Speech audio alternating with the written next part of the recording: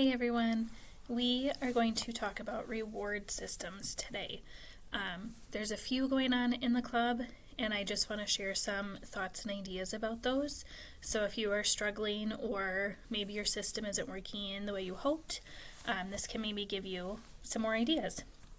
So starting off, when you are thinking about a whole class reward system, it's something that we want to keep positive. So I know like some of you are using ClassDojo, for example. Some of the teachers at school use that as well. Can be a great tool. And they maybe say when our class total of dojo points gets to this level, here's a reward that you can earn. You can reset those points. So if let's say you want to reach 500 points, you hit that 500 points, get your reward, you can reset all of the points back to 0 and start again. Or you can see how many they can get up to over the course of a year, and once they hit 500 and earn the reward, then you can say, our next reward will get at 1,000 points, or let's up the ante a little bit and let's do 1,200 points for the next one. Totally up to you in your class and what's going to work for you. We do want to keep it positive though. So ClassDojo is one where each kid has individual points that they can earn for that class reward. However, especially if you are displaying it for everybody to see, when you are showing those negative points and you are showing kids at -30, -40, some of them, it can make it really hard for that kid, right? If I am somebody sitting at -30 points, in my mind, why should I keep trying, right? Why should I do good behavior? Because I'm never going to get caught up to the rest of my classmates. And so the negative points are something that I've always struggled with. I am old enough that we used to use like a stoplight when I was growing up in school, and the same kind of idea behind it, right? Where you're having a good day, you're on green, you make some mistakes, you go down to yellow, you have a really rough day, you're down to red. Everybody could see that, and it gives the rest of the class fuel to kind of pick on that kid too, right? Or get on them, or use them as an excuse of this kid isn't following the directions and this kid's not doing what they're supposed to. And now this kid is just constantly getting negative attention. And that's not something that we want to do, right? So I try to keep it positive as they earn points. Have that shout out. Hey, Cece did a great job today. She's getting 5 points for lining up without talking. Or Jaden kept his hands to himself in line today, so he's going to get 3 points today for that. The whole class walked down the hall without making a sound on the way to dinner, so everybody is awarded 2 points each towards our class goal, right? Point out those positive things as they're happening and who's getting points, so that you can lift them up a little bit. One thing I always told my kids in school when we were doing different reward systems was, once you earn it, I'm not going to take it away, right? In my mind, if they had a really awesome day, they were doing so well, they earned 15 points maybe that day, and then they make a mistake, I don't want to take 5 points off of their overall really good day, right? I don't want to take away things that they've already earned and done well with. Even day to day, right? We have some kids who really struggle with their behavior, and so yesterday maybe was a really great day for this kid. They earned a ton of points, and now today they're having a rough day, and I'm taking those points away. It makes it feel like yesterday didn't matter. And we want to focus more on those positives. So if you're doing a point system like that, try to keep it just positive points and not that you're taking points away, and working towards that class goal. Excuse me. Some other options, if you didn't want to use ClassDojo, there's a couple classrooms around the club that are using like a glass jar, and they have different lines on that jar, and as they fill it up with beads or cotton balls or whatever you want to use to fill it up. As they get to different levels on the glass jar, they have different rewards that they earn. And I know a few of you have earned some rewards already using that system. Again, it's a whole class reward.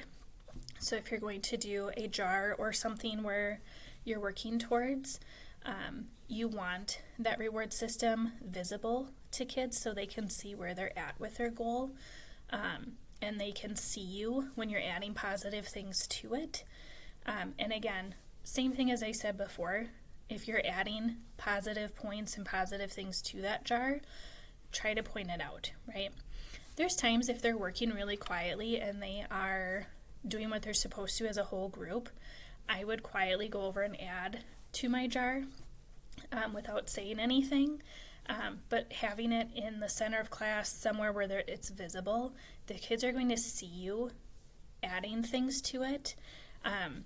I never wanted to disrupt when we had some really good work time, but I wanted them to see, like, I'm rewarding you, I see it, I recognize that you're working really hard. And at the end of the work time is when I would say, hey, some of you noticed I added this because you were working so hard. So you can always go back and tell them afterwards too without making a big show of it. Because, again, sometimes bringing it up like, hey, you're working really quietly, I'm adding points, it gets them excited and then they're off task, right? So you can kind of pick and choose when you're recognizing them for those things, but make sure that you point it out. I try to have one specific thing in mind for adding points or reward systems.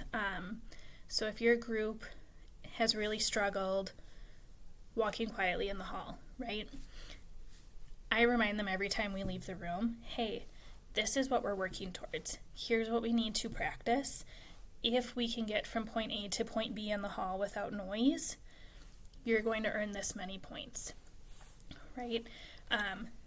I would say no more than like 2 things to be working on with your group that you're adding points to, just because it gets overloaded and overwhelming for kids. Once you get to the point where it's, hey, we've walked quietly in the hall 3 days in a row without reminders, then you can say, okay, check this box off, you're doing this really well, keep it up. Here's what we're going to work on now, and here's where the points are going to come now. So you can still switch it up and change it even before they earn that reward. And just reminding them, you're going to keep walking quietly in the hall. I know you can handle it. We've practiced it. You've got that down. Here's the next thing that we need to work on now. And that can work really well with groups of kids. Using our Boys and Girls Club core values as well could be a great place to start if you're not sure, or if your class has a lot of things to work on. They're kind of more big topics, but it could be a place to start for your group. So if you don't know our 4 core values again, they are growth, community, safety, and character. So maybe, again, you have a kid who struggles to keep their hands to themselves. That can be a goal for them to earn points for their class. Hey, so-and-so is being really safe today. I haven't had to remind them. Here's points for you, right? Simple, easy thing to focus on. As far as individual kids goes, so obviously things I've talked about work well for a whole group that you're working with. But you can do the same thing on a smaller scale for individual kids. So maybe your whole group, generally speaking, is doing really well, but you have 1 or 2 kids who aren't keeping hands to themselves or who aren't following directions. You can have a separate conversation with them privately and say, listen, I know this has been hard for you. I have noticed you've been struggling with this. Here's what I'm thinking. And you set up a small reward system for them. And maybe instead of filling a jar with beads, they have a coloring sheet that has different steps to it. And as they earn those different steps, they can earn a small reward for themselves, like a piece of candy or something, or they can earn a reward for the whole class. Like, hey, if I can keep my hands to myself for a whole week, the whole class will get to go outside for 10 minutes longer or have 10 minutes extra recess or something. Totally up for you and that kid to decide and what's going to motivate them. But again, you can take that idea of a reward system and just shrink it down a little for the 1 or 2 kids that maybe are struggling where the rest of your class isn't.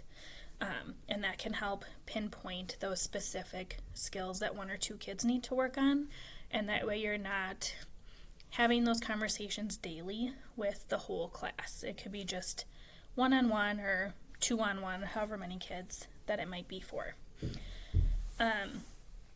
Last thing I'm going to say, kind of related to this, is that's all the positive side, the rewards and what we're working towards.